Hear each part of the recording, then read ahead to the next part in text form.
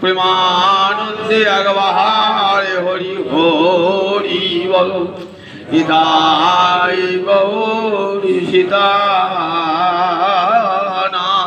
প্রেমানন্দে একবার হরি হরি বল নিতাই গৌরী সীতানাথ প্রেমানন্দে একবার হরি হরি বল হইয়াছেন আর হবেন যত আমার মহাপ্রভুর দাস সবার চরণ বন্দি দন্তে করি ঘাস ভজ শ্রী কৃষ্ণ চৈতন্য প্রভু নিত্যানন্দ শ্রী অদ্বৈত গদাধর শিবাসাদি গৌরী ভক্ত বৃন্দ জয়নিতাই জয়নিতাই জয়নিতাই দণ্ডবত প্রণিপাত। আজ সমস্ত সত্যিবৃন্দকে আমার অনুরোধ, আমার সঙ্গে গলা মিলিয়ে একটু শিবের বন্দনা সবাই আমরা গাই। যদি সব বলতে না পারেন অন্তত আমার সঙ্গে এই শেষটা বলুন, প্রণমামি শিবম শিব কল্পত, একটু বলুন ভালো হবে। আমি আরম্ভ করছি। প্রভু মে সমনি সমশেষ গুণ গুণহীন মহিষ পরাভরণ নির্জিত দুর্জয় দৈত্য পুরং প্রণমামি শিবং শিব কল্পতরুং প্রণমামি শিবং শিব কল্পতরুং প্রণমামি শিবং শিব কল্পতরুং প্রণমামি শিবং শিব কল্পতরুং গিরিরাজ সুদান্ত ভামতনু অনুনিন্দিত রাজিত কোটি বিদু বিষ্ণু শিরোধৃত পাদ যুগং প্রণমামি শিবং শিব কল্পতরু প্রণমামি শিবং শিব কল্পতরু প্রণমামি শিবং শিব কল্পতরু প্রণমামি শিবং শিব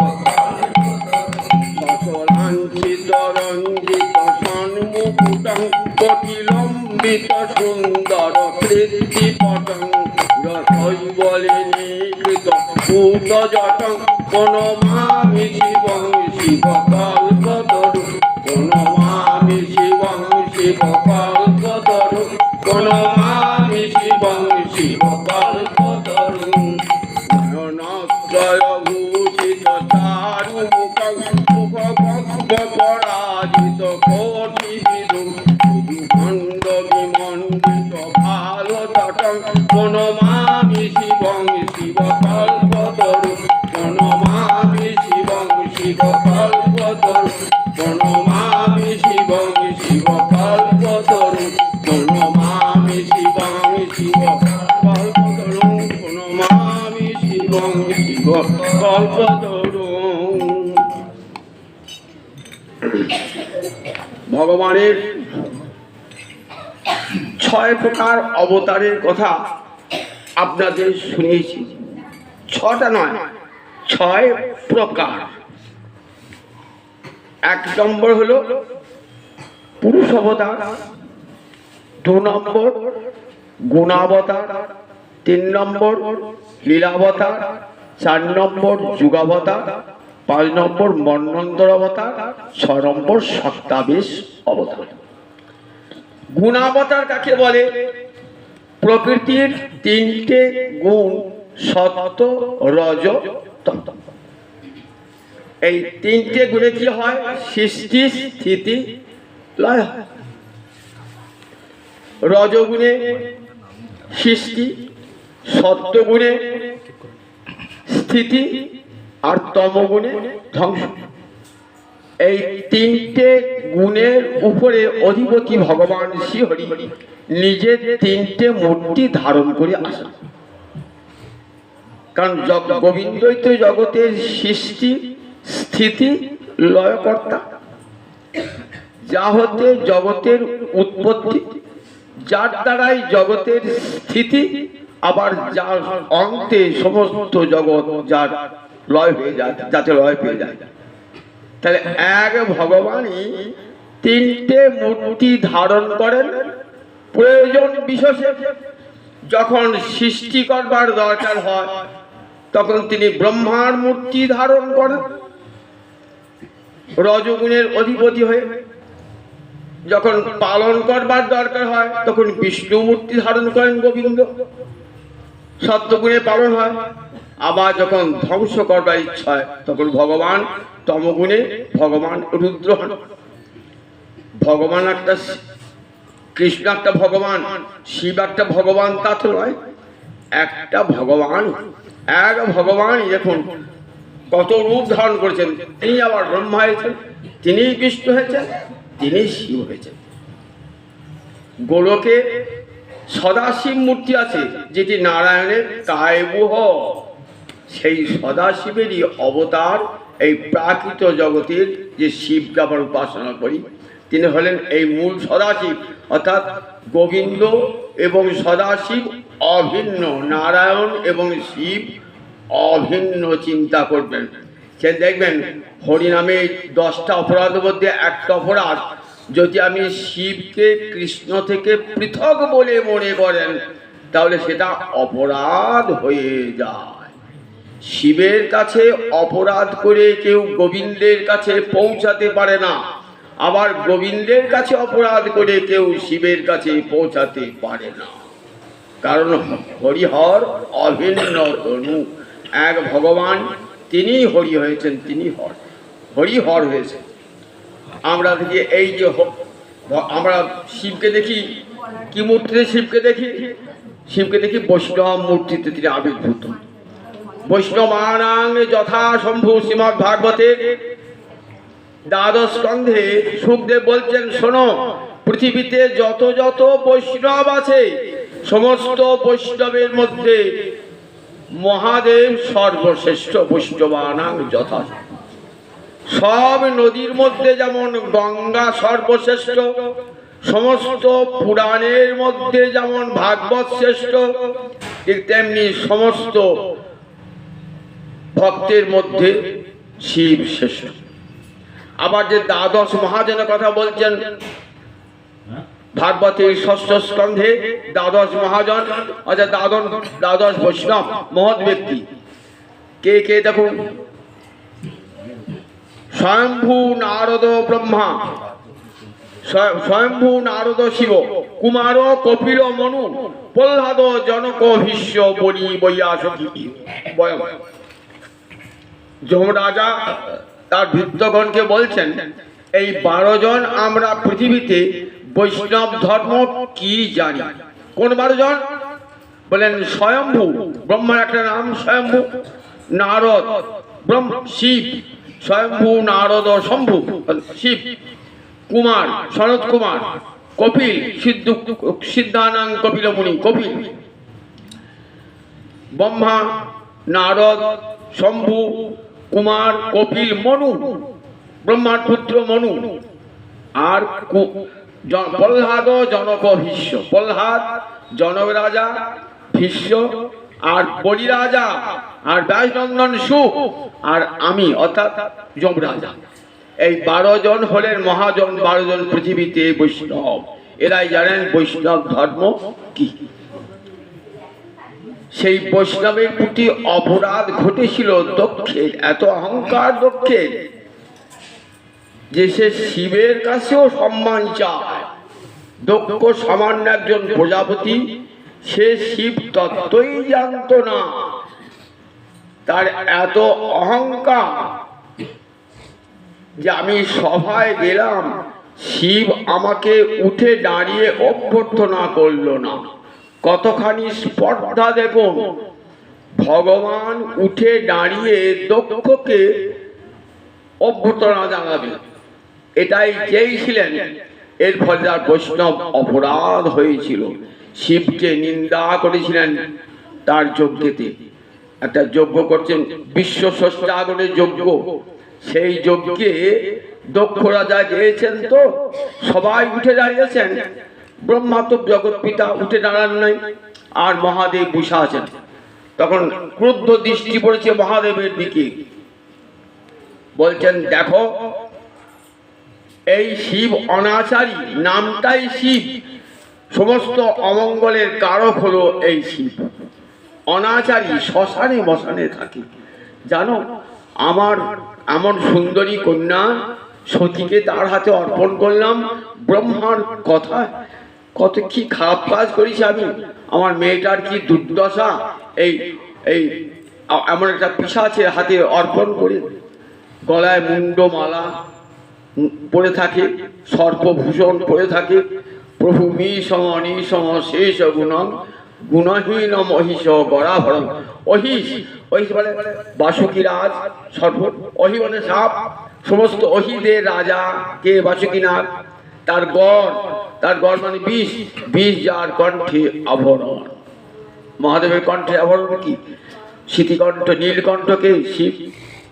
বাসুকীর যে বিষ উদ্গীরণ করেছিলেন সেই বিষ গ্রহণ করেছিলেন মহাদেব। দেখো সেটা মহাদেব তো পরম গুণ, কিন্তু মহাদেবকে নিন্দা করছেন এই বলি। দেখো একটা বুড়ো ষাঁড়ের উপর চড়ে বেড়ায়, আর যেখানে একটা ঘর নাই বাড়ি নাই, দেখো অঙ্গে একটা বাঘের ছাল আর নরমুণ্ডের মালা গলায় পরে বেড়ায়।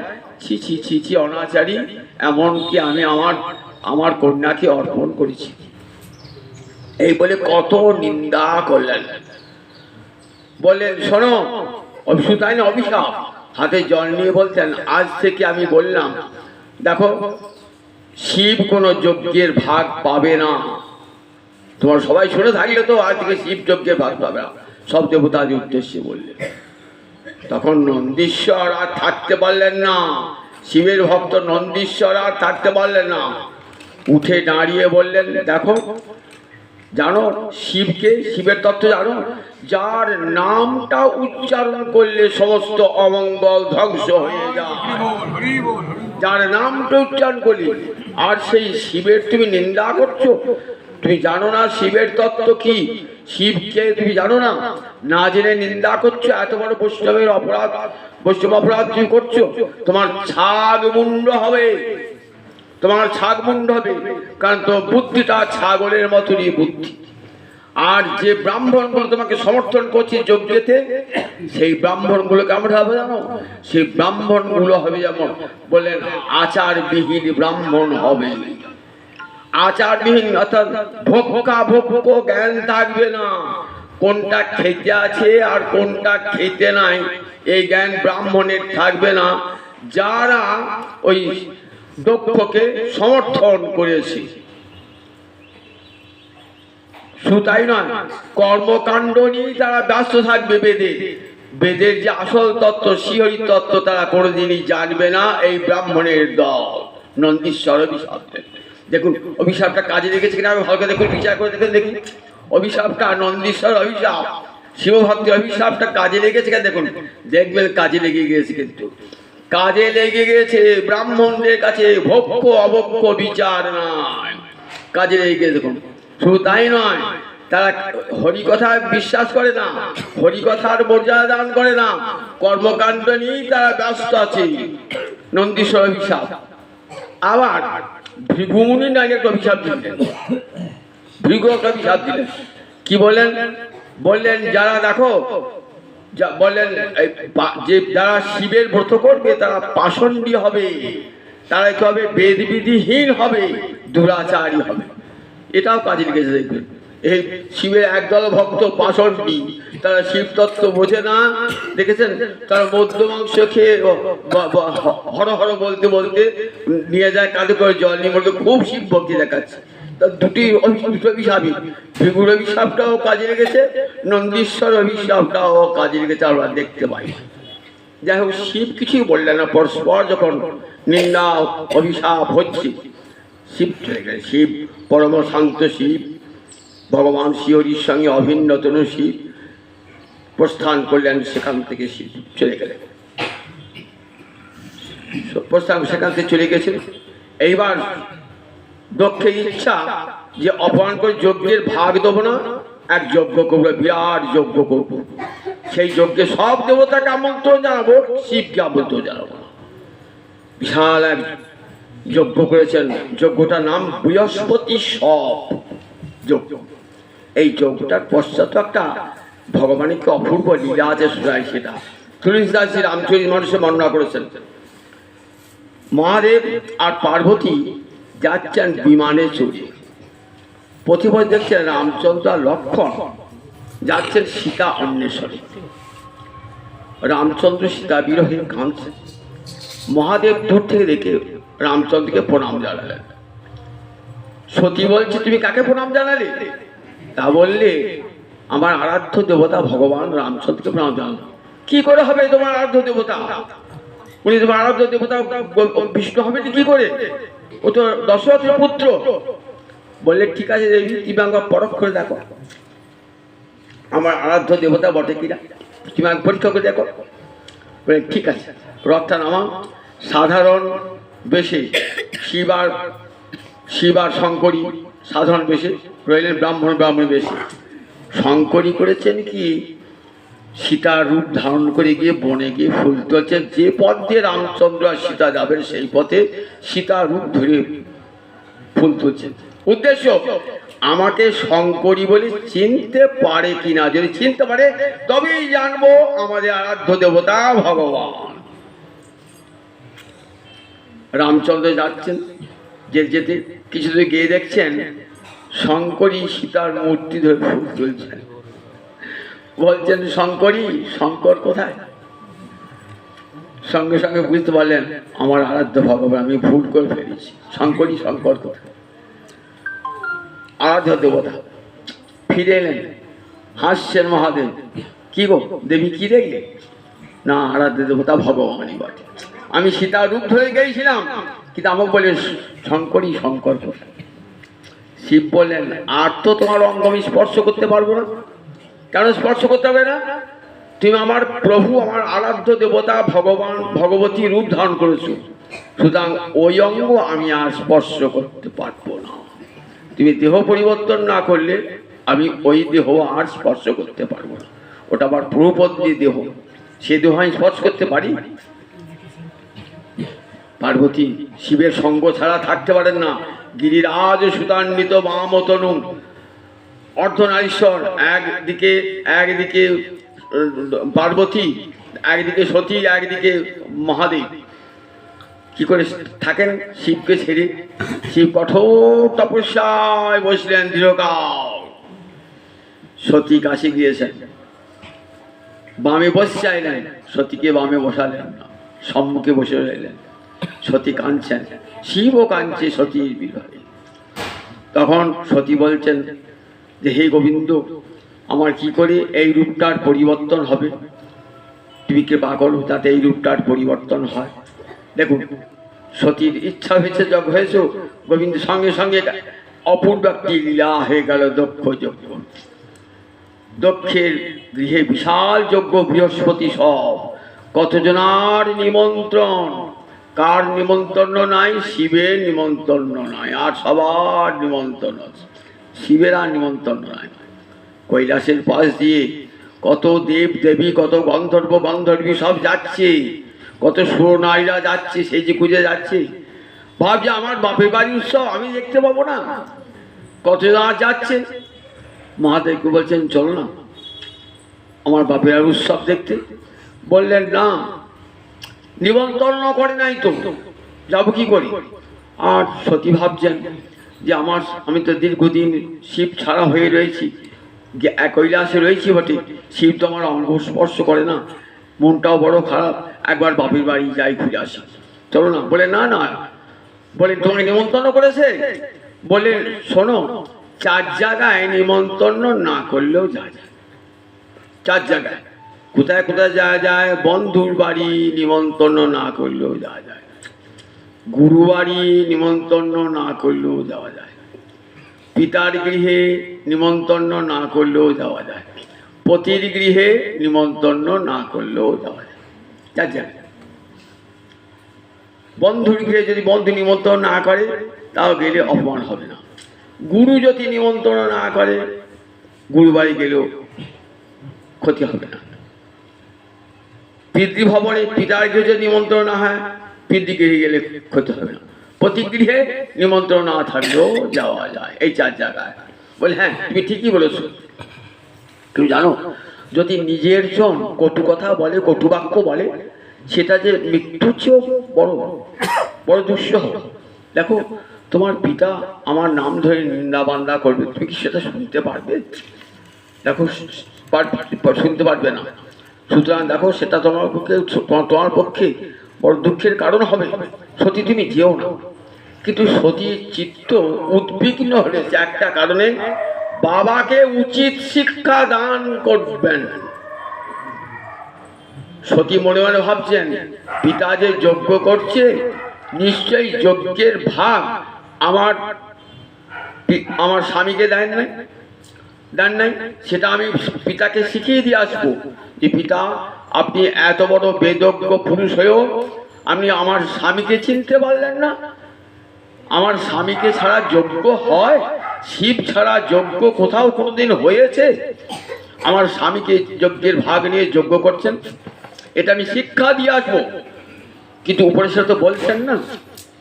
বললেন আমার বাপের বাড়িতে মা, কতদিন মাকে দেখি নাই, আমার সব বোনেরা আসবে, বোনেদের সঙ্গে দেখা হবে, কত আত্মীয় কুটুম্ব আসবে।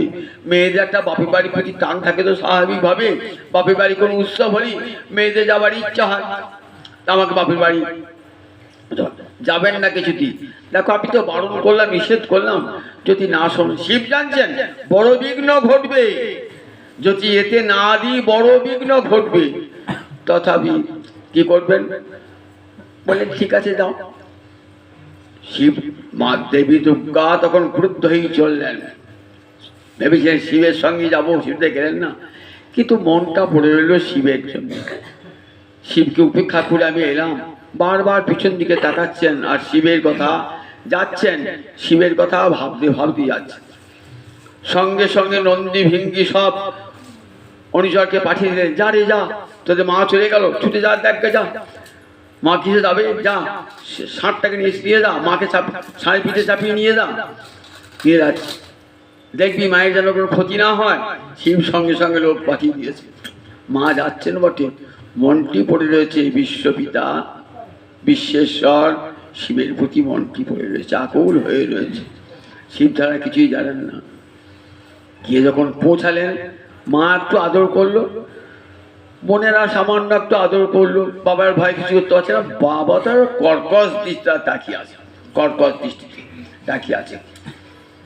শুধু তাই নয়, কর্কশে তাকানো নয়, দেখলেন আমার স্বামীর কোনো যজ্ঞের ভাগও নাই। সেইখানে সকলের সমক্ষে আমার স্বামীর নিন্দা করছে। জানো আমি বড় ভুল করেছি। ব্রহ্মার কথা শুনে আমার এমন সুন্দরী কন্যা, সেই কন্যাকে দান করলাম কোথায়? কার কাছে দান করলাম? একটা নরপিশাচকে দান করলাম। ছি ছি ছি ছি, এমন দান করলাম যে মুন্ডমালা গলায় পরে থাকে, বাঘের চাল পরে থাকে, আর যার কণ্ঠে সাপ ঝুলছে সব সময়তে, মাথার উপরে সাপ ফড়া তুলে আছে, এমন থাকে বা থাকবার বাড়ি পর্যন্ত নাই, ডুগডুগি বাজিয়ে বাজিয়ে বেড়ায়। সব সে অসুচি অপবিত্র, তাকে আমি কন্যাদান করলাম। সবার সামনে বলছেন বাবা এমন কথা কখনো বলো না। তুমি জানো না আমার স্বামী শিব কেমন। শিব পরম তত্ত্ব, যার নামটা শুনলেই জীবের মঙ্গল হয়ে যায়। প্রণমামি শিবং শিব কল্পতরু, মঙ্গলের কল্পতরু। আমার স্বামী মঙ্গলের কল্পতরু। পৃথিবীতে যত মঙ্গল আমার স্বামীর কাছ থেকে যা মঙ্গল চাইবেন সেই মঙ্গল আসবে। আমি শিবকে চেনেন না, আমার স্বামীকে জানেন না, তাই আমার স্বামী নিন্দা করছেন। বাবা এখন আমার দেহের প্রতি খুব ধিক্কার হচ্ছে, কারণ এই দেহটা আমি তোমার কাছ থেকে পেয়েছি, তো আমার বড় ধিক্কার হচ্ছে এই দেহটা থেকে। আমাকে শিব আদর করে ডাকে, কি বলে ডাকে? আমি দক্ষের কন্যা তো, আমাকে তাই ডাক খাইনি বলে শিব আদর করে। এখন ভাবছি এই দেহটা আমার আর রাখা ঠিক হবে না। এই দেহটা আর রাখা ঠিক হবে না। দেখো বাবা শাস্ত্রে কি বলে জানো তো, যে মহতের নিন্দা, যে বিষ্ণু বৈষ্ণবের নিন্দা করে না, তার কি করতে হয়? যদি ক্ষমতা থাকে তার জিভটা ছেদন করবে, ছিন্দা জিভটা ছেদন করে দেবে। আর যদি তা না পারো, দুটো কান বুঝে সেখান থেকে পালিয়ে আসবে। কখনো মহতের নিন্দা শুনবে না, কারণ নিন্দা শুনলে সেই পাপটা তোমাকেও ভোগ করতে হবে। বাবা, আপনি কত বড় বৈষ্ণবের অপরাধ করছেন আপনি জানেন না। পিতা তো কোনো কথা শুনবে না। তখন ঠিক আছে, বাবা তোমার কাছ থেকে পাওয়া এই দেহটা আমি পরিত্যাগ করব। এই বলে উত্তর দিকে মুখ করে বসলেন দেবী। পীতবসন পরিধান করি, শিবের চরণ কমল দুটি হৃদয়ে ধারণ করে মুখে মনে শিব শিব শিব বলতে বলতে আবার যেন জন্ম জন্মান্তরে তোমাকেই প্রতিরূপে পাই। হে মহাদেব, তুমি যেন জন্ম জন্মান্তরে আমার প্রতি হয়েও। এই বলে শিব চরণ হিয়ায় ধারণ করে কি করলেন, সমাধি মগ্ন হলেন, সমাধি যোগে বসেছেন। তখন যোগাগ্নিতে সারা দেহটা পুড়ে ছাই হয়ে গেল।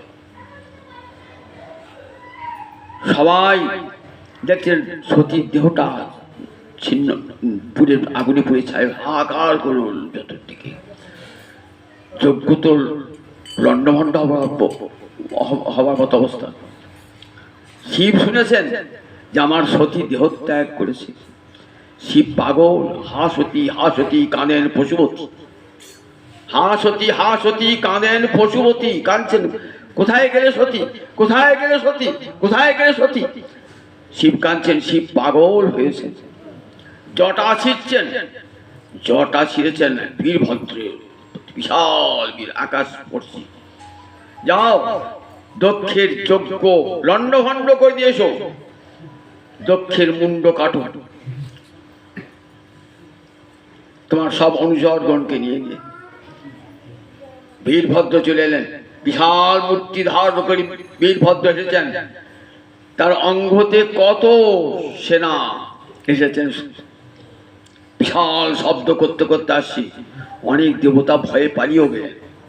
এই যজ্ঞে কিন্তু গোবিন্দ আসেন নাই, আর ব্রহ্মা আসেন নাই। কেন আসেন নাই? জানতেন এই যজ্ঞে শিবের অপমান হবে, তাই ব্রহ্মা আসেন নাই, গোবিন্দ আসেন নাই। এইবার কি করেন, যজ্ঞ তো লণ্ডভণ্ড হয়ে যজ্ঞ লণ্ডভণ্ড হলো। এইবার ভৃগু কি করেছেন, ভৃগু তো মেন পুরে ছিল। ভৃগু দাড়িটা নড়িয়ে সমর্থন করেছেন দক্ষকে। দক্ষ যখন নিন্দা করছিল না, ভৃগুর দাড়িটা নড়িয়েছিল, ভৃগুর দাড়িটা উড়িয়ে দিলেন। ভগ দেবতা কি করেছিলেন না, ভগ দেবতা তার দাঁতটা, চোখ দুটো দিয়ে ইঙ্গিত করেছিলেন, চোখ দুটো উড়িয়ে দিলেন। পূষা কি করেছিলেন, দাঁত বার করে হেঁটেছিলেন, দাঁত উড়িয়ে দিলেন। এমনি করে সব দেবতার যারা শিব নিন্দা করেছিল তাদের উপর তাদের উপযুক্ত শাস্তি দান করেন। যক্ষের মুন্ডটা কাটা যাচ্ছে না, দক্ষের মুন্ড শেষকাল থেকে যুবকাষ্টে নিয়ে মুন্ডটা কাটলেন পশু মারণ যজ্ঞের অস্ত্রের দ্বারা। দক্ষের বিনাশ হয়ে গেল। জগৎকে দেখালেন, দেখো বৈষ্ণবের অপরাধ করলে কত বড় শাস্তি পেতে হয়। দেখো একবার বৈষ্ণব অপরাধ কি ভয়ঙ্কর বস্তু। যজ্ঞ তো হই না, পৃথিবীতে অমঙ্গল নেমে এলো, পৃথিবীতে অমঙ্গল নেমে গেল।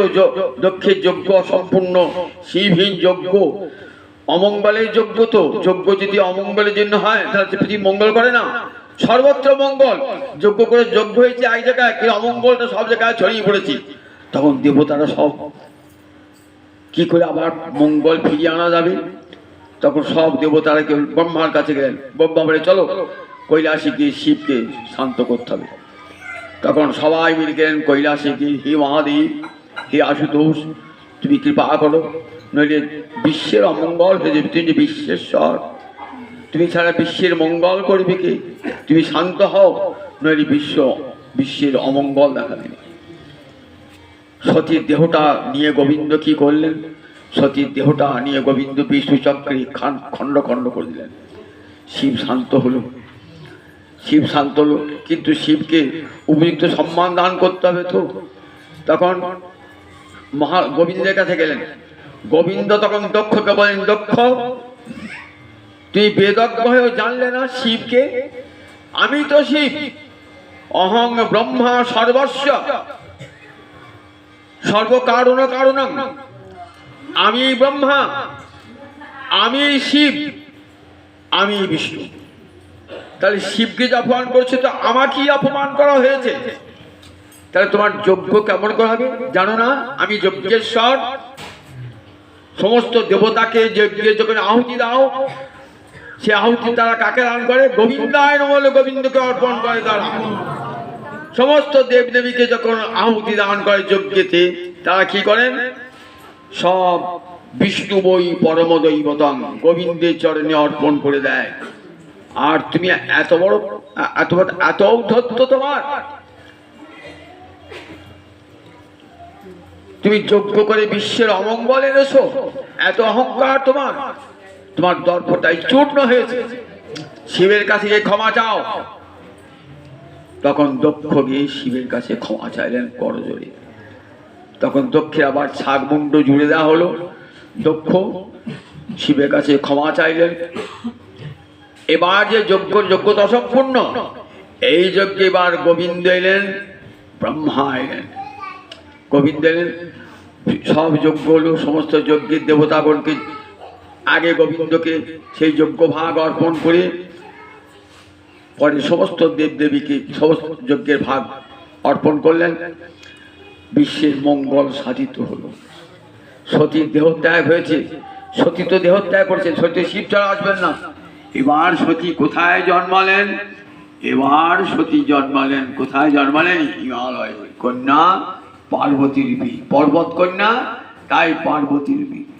যেই হিমালয়ে জন্মালেন না, হিমালয়ের কি আনন্দ, মা মেনকার কি আনন্দ। আমার ঘরে অপরূপ কন্যা হয়েছে, ছোট্ট কন্যা, 7-8 বছরের কন্যা। বলছেন, মা আমি তপস্যা করব। তুই তপস্যা কি বুঝিস রে? এইটুকু মেয়ে, উহ মা তপস্যা করে? এই উহ মা বলেছিলেন বলে নাম হয়ে গেল উমা। তপস্যা করবেন কোথায়? কুমার সম্ভবে সে বর্ণ আছে। আমরা যখন অনার্স পড়তাম না, এই কুমার সম্ভবে মাস্টারমশাই পড়াতেন এই পার্বতীর তপস্যা। কি অপূর্ব করে বোঝাতেন না, সমস্ত গোটা ক্লাস স্তব্ধ হয়ে শুনত। উমা কোথায়? হিমালয়ের গৌরী সিংহে তপস্যা হচ্ছে, উমা তপস্যা করছেন। সপ্তর্ষি গেলেন, সপ্তর্ষি গিয়ে বলছেন, তপস্যা করছো কেন? তা বলছি তপস্যা করছি শিবকে বাবা পত্রী বাবার জন্য। দেখো, শিবকে কখনো কেউ পত্রী নির্বাচন করে না, জানো?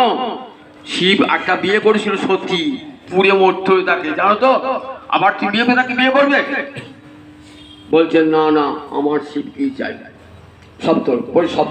সপ্তর্ষি পরীক্ষা করে দেন। এরপরে যাবেন স্বয়ং মহাদেব যাবেন। কি কঠোর তপস্যা! কেন তপস্যা করলেন? তপস্যা আগে কিন্তু চাইছিলেন রূপ দিয়ে ভোলাতে। আমরা দেখি কুমার সম্ভবে মহাকবি কাজের বর্ণনা করেছেন, দেবতা ওষুধের অত্যাচারে দেবতারা নির্যাতিত। তো ব্রহ্মার কাছে গেলেন। ব্রহ্মা বলেন, শিব এবং পার্বতীর মিলনে যে সন্তান জন্মাবে সেই হবে দেবকুলের রক্ষক। কিন্তু শিব তো অখণ্ড যোগে বসেছে, তাই তার যোগটা ভাঙাবে। চাও মদন, মদনটা চাও হাতিয়ার অস্ত্র, মদনকে নিশ্চিত যে কোনো কাজ চিন্তা করা যায়, যাও শিবকে ভাঙাও। শিবের তখন মদন কি করলেন? পঞ্চবাণ নিয়ে গেছেন একটা। মদন ভাবছে, আমার বিক্রম আজ শেষ, আমার বিক্রম আজ শেষ। অন্য ছোটখাটো জায়গায় বিক্রম দেখাতে পারি, আমার আজ বিক্রম শেষ। তার যাবার আগে শক্তিটাকে দেখিয়ে যায়। কাকে নিয়ে গেছেন? নিয়ে গেছেন পার্বতীকে সুন্দরী, তার সঙ্গে আরো অনেক অপ্সরীগণকে সঙ্গে নিয়েছেন। শিবের কাছে নৃত্য করছে, একে একে পঞ্চবাণ নিক্ষেপ করেছে। কিছুই হলো না। শিবের ত্রিনয়নের অগ্নি, তৃতীয় নয়নের অগ্নিতে মদন পুড়ে ছাই। মদন ভস্ম হয়ে গেল। তখন মদনের বর্ণম কি? রতি। রতি কাঁদছে, প্রভু আমার স্বামী চলে গেলাম, তুই বিধবা হয়ে গেলাম, আমি জরাধীন হয়ে গেলাম, এ কি করলে প্রভু তুমি জগতের মঙ্গল সাধক? বললে তোমার স্বামীকে মারি নাই, তোমার স্বামীকে এবার শুধুমাত্র অঙ্গহীন করেছি, শুধুমাত্র অঙ্গহীন করেছি। এবার তোমার স্বামী সব জীবে সমস্ত প্রাণীর হৃদয়ে বাসা বাঁধবে।